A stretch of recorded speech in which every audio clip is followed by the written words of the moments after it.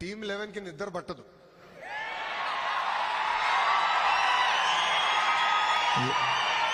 తెలుగువారి ఆత్మగౌరవాన్ని ప్రపంచానికి పరిచయం చేసిన 3 అక్షరాలు ఏంటి? ఎన్టీఆర్. విశ్వవిఖ్యాత నట సార్వభౌమ స్వర్గీయ శ్రీ నందమూరి తారక రామారావు గారు. సంక్షేమాన్ని భారతదేశానికి పరిచయం చేసిన వ్యక్తి అన్న ఎన్టీఆర్. గతంలో మనందరినీ మెద్రాసీలు అనేవారు. మెద్రాసీలు కాదు, తెలుగులు ఉన్నామని దేశానికి చెప్పిన వ్యక్తి అన్న ఎన్టీఆర్. మళ్ళీ అభివృద్ధికి బ్రాండ్ అంబాసిడర్ ఎవరు? సిబిఎన్. అసలు అభివృద్ధి చేసి ఎన్నికలు గెలవచ్చని దేశానికి పరిచయం చేసిన వ్యక్తి మన సిబిఎన్. ఆనాడైనా చెప్పారు, కంప్యూటర్లో బాగా చదువుకుని ఐటీలో బాగా చదువుకుంటే ఉద్యోగాలు వస్తాయని. ఆనాటి ప్రతిపక్ష పార్టీ నాయకులు అన్నారు, కంప్యూటర్ అన్నం పెడుతుందా అని. ఇప్పుడు మిమ్మల్ని అందరిని అడుగుతున్నా, కంప్యూటర్ అన్నం పెడుతుందా? హైదరాబాద్ లో పెద్ద ఎత్తున ఐటీ పరిశ్రమలు తీసుకొస్తే రియల్ ఎస్టేట్ వ్యాపారం చేస్తున్నారు. ఈ ఒక్కసారి మీరు వెళ్ళి హైదరాబాద్ చూడండి, అసలు గుర్తుపట్టే పరిస్థితి లేకుండా పోయింది.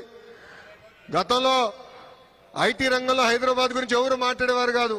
అలాంటిది చంద్రబాబు నాయుడు గారు ఐటీ పరిచయం చేసిన తర్వాత ఈ రోజు బెంగళూరుకి ధీటుగా హైదరాబాద్ పోటీ పడే పరిస్థితికి మనందరం వచ్చాం. చంద్రబాబు నాయుడు గారి వయసు 75 సంవత్సరాలు, కానీ 25 సంవత్సరాలు కుర్రోడ్లాగా పరిగెడతాడు ఆయన స్పీడ్కి ఇంకా అందుకోలేకపోతున్నా. కానీ ఏదో ఒక రోజు ఆయన స్పీడ్ దరిదాపులు వస్తానని నేను భావిస్తున్నా. గతంలో ఐటీ, ఇప్పుడు క్వాంటమ్. అంటే ఆయన ఎప్పుడు 10 నుంచి 15 సంవత్సరాలు ముందు చూపున్న నాయకుడు. అది వాస్తవంగా చెప్పాలంటే తెలుగు జాతికే ఒక అదృష్టం. నేను ఏ దేశానికి వెళ్ళినా, ఏ కంపెనీకి వెళ్ళినా తలుపు కొడితే ఈరోజు తలుపు తెరుచుకుంటే అంటే దానికి కారణం మన నాయకుడు చంద్రబాబు నాయుడు గారు. దేశంలోనే ఏ పార్టీ కూడా ప్రకటించని విధంగా కార్యకర్తలే మా అధినేత అని తెలుగుదేశం పార్టీ ప్రకటించింది. లీడర్స్ వస్తారు వెళ్తారు, కానీ కార్యకర్తలే తెలుగుదేశం పార్టీకి సొంతం. వాళ్ళకి అధికారంతో సంబంధం లేదు. అన్నగారిని చూసినా, ఆ పసుపు జెండను చూసినా మనకి ఎక్కడ లేని ఎమోషన్. కార్యకర్తల త్యాగాలు ఒకసారి గుర్తు చేసుకోవాలి మనందరం.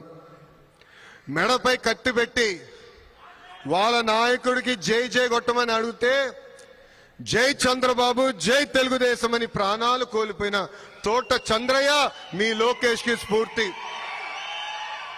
అంత ఎందుకు, తల పలగొట్టి రక్తం కారుతున్న మాచర్లో ఒక బూత్ లో కూర్చుని చివరి ఓటు పడిన తర్వాత ఈవీఎం సీల్ చేసి అండగా నిలబడిన మంజులారెడ్డి గారికే మీ లోకేష్ అండా. స్థానిక సంస్థ ఎన్నికలు వస్తే పుంగనూరు నియోజకవర్గంలో మన అంజిరెడ్డి తాతయ్యని నామినేషన్ వేసానికి ప్రయత్నించాడు. వాళ్ళు నామినేషన్ లాక్కోవాలంటే మీసాలు తిప్పి తొడగొట్టి రా బిడ్డ రా అని చెప్పిన అంజిరెడ్డి తాత నాకు స్ఫూర్తి. అంతేకాదు, జై తెలుగుదేశం అన్నందుకు విజయవాడలో గాంధీ గారి కంటు చూపు పోగొట్టుకున్నారు. ఆనాడు వైకాపా గూండాలు వచ్చి పొడిసి ఆయన కంటు చూపే పోగొట్టారు. 2019 నుంచి 24 వరకు రాష్ట్రంలో ఎలాంటి విధ్వంస పాలన జరిగిందో నాకంటే మీకే బాగా తెలుసు. తెలుగుదేశం పార్టీ జెండా ఎగిరేయాలన్నా, లేదా జై తెలుగుదేశం అన్నాలన్నా ఆనాడు మనల్ని కొట్టేవారు, మైకులు లాక్కునేవారు, ఏకంగా ఇంటికి బయటికి కూడా అడుగు పెట్టించే పరిస్థితి లేకుండా పోయింది. వై నాట్ 175 అన్నారు, ప్రజలు అన్నారు వై నాట్ 11 అని. చంద్రబాబు గారు పవన్ అన్న ఫోటోలు పెట్టి బాక్సింగ్ చేశారు, ప్రజలే వాళ్ళతో ఫుట్బాల్ ఆడుకున్నారు. ఏకంగా సిద్ధం అని బయలుదేరారు, ప్రజలే ఆ పార్టీని శాశ్వతంగా భూస్థాపితం చేశారు. అందరూ మిమ్మల్ని ఎన్ఆర్ఐలు అంటారు. ఎన్ఆర్ఐలు అంటే నాన్ రెసిడెంట్ ఇండియన్స్. కానీ మీ లోకేష్ మిమ్మల్ని ఎంఆర్ఐ అంటారు, అంటే మోస్ట్ రిలయబుల్ ఇండియన్స్. మీరు అమెరికాలకు వచ్చి దశాబ్దాలైనా మీ మనసు ఎప్పుడు ఆంధ్ర రాష్ట్రం వైపు, మీ గుండెలు ఎప్పుడు మీ ఊరు వైపు. ఊర్లో ఏం జరుగుతుంది, ప్రజలకు అండగా నిలబడాలని మీరు ఎప్పుడు ఆలోచిస్తారు. చంద్రబాబు నాయుడు గారిని ఆనాడు అరెస్ట్ చేసినప్పుడు పెద్ద ఎత్తున బయటికి వచ్చి కూడా మీరు మాకు అండగా నిలబడ్డారు. సొంత రాష్ట్రం పైన ప్రేమ ఉంది కనుకనే మీరు ఆ రోజు ఎన్నికలు ఉన్నాయంటే కొంతమంది 6 నెలలు సంవత్సరం ముందలొచ్చి ₹1 కానీ ₹10 ఆశించకుండా మాకు మీ అండగా నిలబడ్డారు. అందుకే ఎప్పుడు లేని విధంగా 94% సీట్లు కూటమి ప్రభుత్వం కైవసం చేసుకుంది.